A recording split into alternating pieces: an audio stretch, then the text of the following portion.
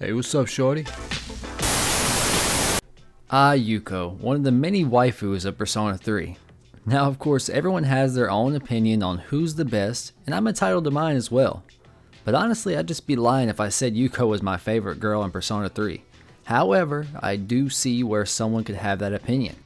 In this video, I will be reviewing the social link of Yuko, and just like the Kenji video, this one will be broken up into 3 categories: likability, relatability, and the social link story. Also, just like Kenji's video, I'm going to give you guys a quick warning and say that these are just my opinions and they should not be taken as facts. It is okay to have your own opinion, and I would love to hear it down in the comments below. Also, another quick warning, there will be spoilers for this social link in this video, so if you want to experience it for yourself first, then I suggest you click off the video now and maybe go visit my Kenji video. So let's jump right into it with the likability of Yuko.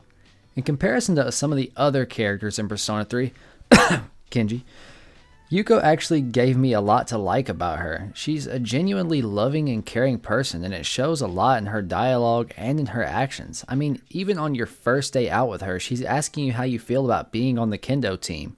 Her having this loving and caring side actually leads to her showing some motherly instincts when her neighbor's kid wants to use the playground but can't because a group of 6th graders told them they had to beat them in a race first. She helps these kids, and eventually they challenge the 6th graders, and when they leave the nest, for lack of a better term, by accomplishing their goal, she seems a little sad but proud of them, almost like a mother watching her kids grow.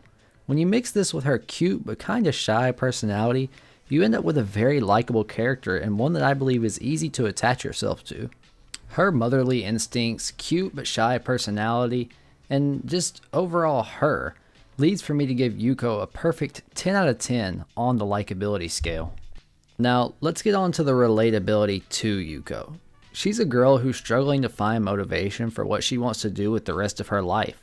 And honestly, for me, I can relate to that. I think it's very easy to lose motivation and not be completely sure what you want to do with your future. In the end, she figures it all out and she decides she's going to be an athletic trainer because she gets to help people with their health and fitness. She also has a longtime bully that she kind of stands up to, but the social link doesn't really explore that side of her too much, other than on like one date. And also, for me, I just can't really relate to that too much. There isn't a ton to talk about when it comes to relatability with Yuko for me. However, she does have that one big thing I can relate to. I do understand that there are probably a decent amount of people who also can't really relate to her because they don't struggle with motivation for their future. Some people just have everything figured out already, and that's okay. With all that being said, I'm going to give her a 7 out of 10 in the relatability category due to the fact of her really only having the one thing that I can relate to.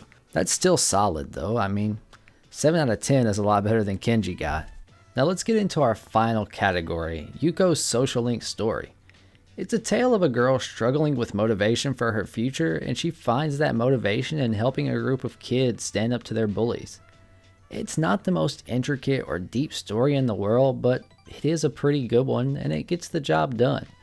There isn't a lot to talk about here either. Overall, the story was just kinda good. I'm going to give her a rating for this category a 6 out of 10, since I didn't really just love the story, but I also didn't see anything wrong with it. Overall, Yuko has done pretty well for herself here, scoring a solid 23 out of 30. Her personality and charm are what really carried her for me. Honestly, I find it really attractive when a woman is loving and caring, and especially when they show good motherly instincts. Luckily for Atlas, they were able to cover up a semi-bland story by putting an amazing character in the middle of it. I do like that Yuko's character was able to carry the story and not the other way around. Another thing I want to mention is that I can really see why so many people end up dating her during the early game, even though they know they really want to be with a different character later on. What I'm trying to say is her social link was very accessible at the beginning of the game, and this causes a lot of people to start it, and before you know it, you've maxed it out because you actually find yourself really liking Yuko's character. It's exactly what happened to me actually. I'm not condoning cheating or anything like that, I just wish Persona 3 had given us the option to max a social link without dating a girl. But anyways guys, that's all for this video. If you want to see more Persona content, then be sure to subscribe to the channel. I'm really looking forward to continuing this series and I'd love to have your support. So please click that like button as well. With all that being said, I'll catch you guys all in the next video. Peace.